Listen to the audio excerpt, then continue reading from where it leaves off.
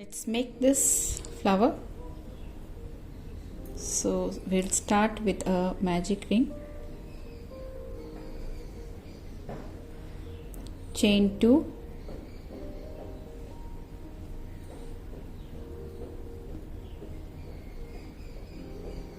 DC, second DC,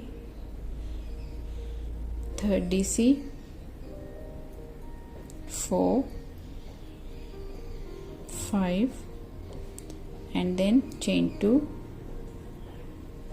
then slip stitch into the magic ring.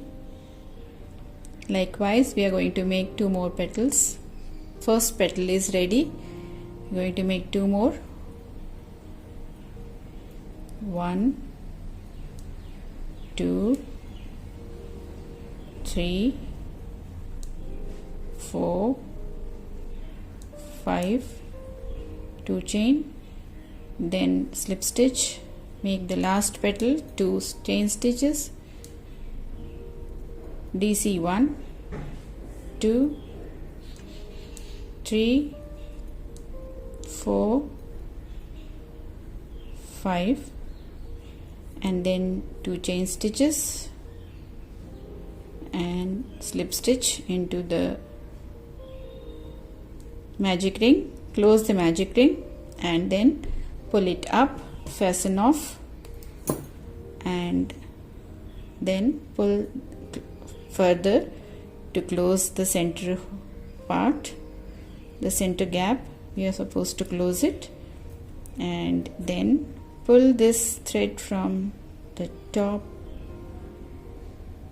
to the back part. So this is it. You're done, and then knot it at the back, cut it neatly and glue the ends. So that is all that we need to do for this small flower. So if you want to make it into layers, we can make it into layers too. So this is how the flower looks like and how easy it is to make.